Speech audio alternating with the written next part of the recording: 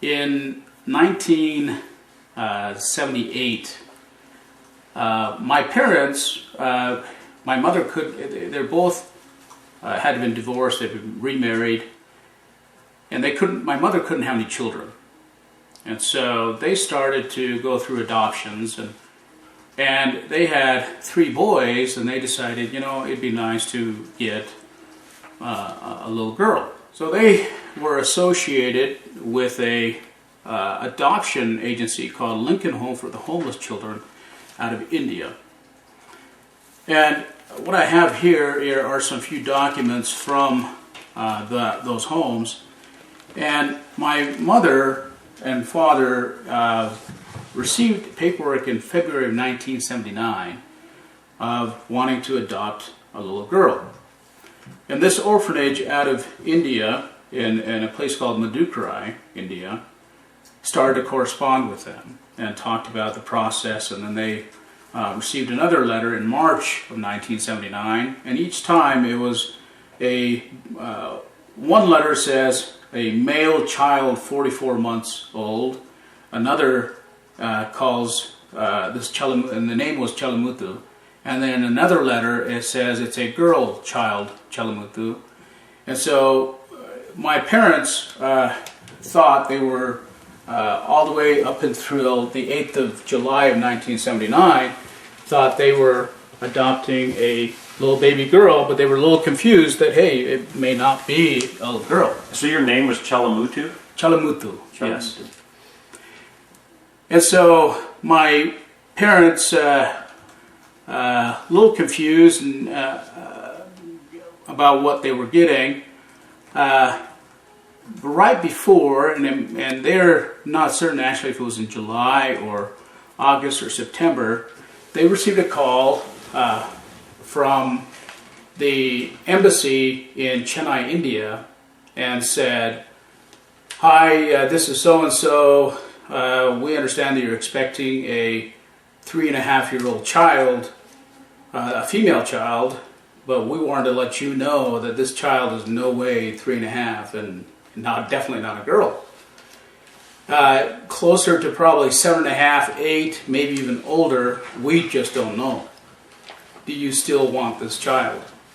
And so my parents, of course, and by the way, here's the copy of the passport. I have the passport somewhere, but that's the passport copy. And they said, they felt good about it and said, "Hey, yes, we will take this child." So my parents decided, okay, yes, we've gone this far, and they felt good about it. And so December 18th, 1979, which was probably one of the coldest winters, I ended up coming, and I came in a pair of shorts and flip-flops. And this says you were born in 76, right? That's correct. But that's just way wrong. That's correct. And that's where the passport and everything else is complete. And there's the image on the back. That right there across the top is my name that I had written, and that's the language in Tamil.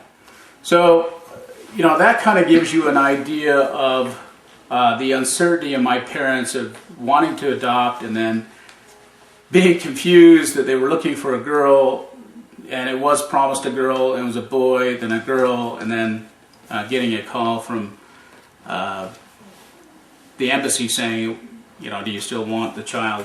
And so they decided to adopt. So they never went over there? No. This was all through mail? And remember, we're talking about 1980, so it was slow mail at best. And you can see there's envelopes attached to some of those, that all snail mail.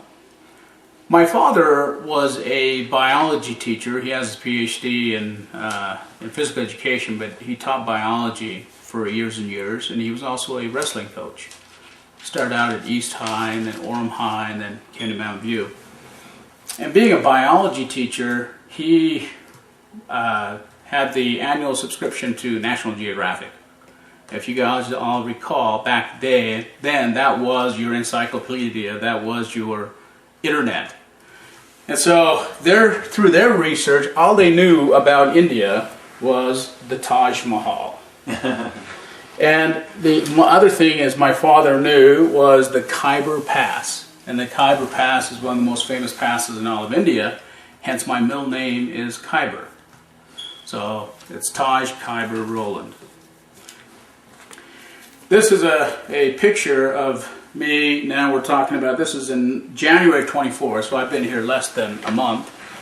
And, you know, being adopted, it's newsworthy. So there was a newspaper clipping right there. My father, being a wrestling coach, now we're talking about in less than 2 months, I'm already wrestling. Wow. So I won a participation ribbon, so you can see my age, the difference. You were really advanced for 3 or 4. Yes. Yeah. So, and then there's some pictures on the back as well. So that is in 1980. So within 2 months of my being here. So did they just decide he looks like he's about 8? That's Pretty much. okay. Yeah. So you were wrestling 8-year-old kids. Yes. That, Yeah. Okay. Yeah. Now, let's be aware, I had absolutely no English skills and nothing. When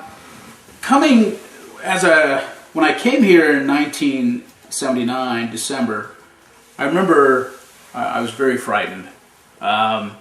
I think I was frightened because I'm being pulled away from everything I knew.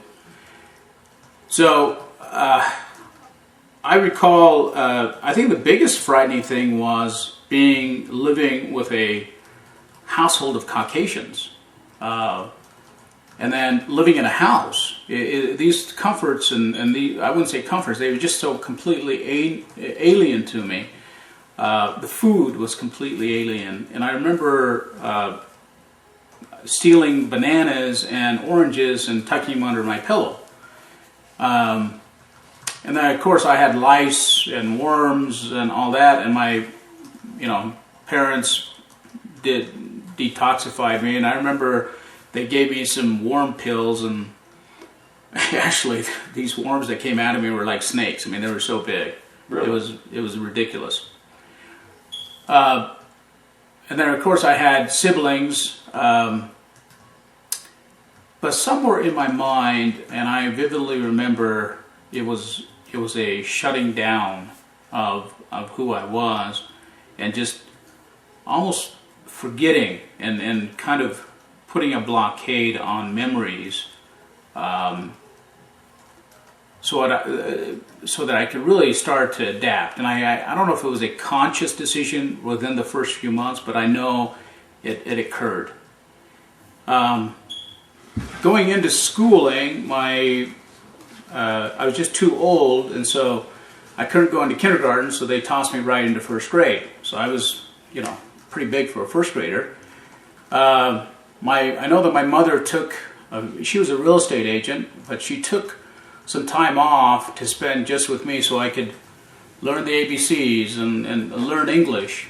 And I remember, since I didn't speak English at all, that one of the things I remember vividly is being called with my parents into the principal's office, because the kids thought it would be funny to teach me to swear and cuss. And so I was apparently just cussing like, beer drinker and playing soccer with the kids. And we're not certain if it was that first picture of me because I know I couldn't speak English, but between 1980, the first couple months, and 1982, somewhere in there, as I'm winning these ribbons, I told my parents in broken English that I wanted to go home and show this participation ribbon to my mother.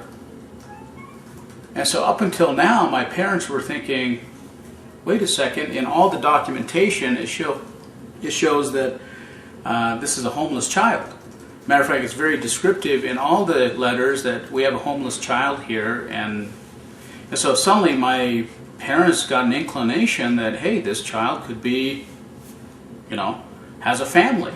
In suddenly realizing that, hey, we may have a child that's kidnapped, my parents started to write letters back to that home that I was adopted from, and saying, hey, You may have told us not the complete story here. We have a child who's talking about having brothers and sisters and parents. You want to come clean and tell us. And of course, he never responded. And so my parents wrote a letter they got together with Senator Hatch. Apparently they knew Senator Hatch for a while. And so Senator Hatch said, hey, let me help you, and directed me to the embassy in Chennai and said, hey, and so they wrote a letter saying, look, we adopted this child, here's his passport information, can you help us out? And they wrote a letter back saying, lady, there's 1 billion people here, I don't know how to help you.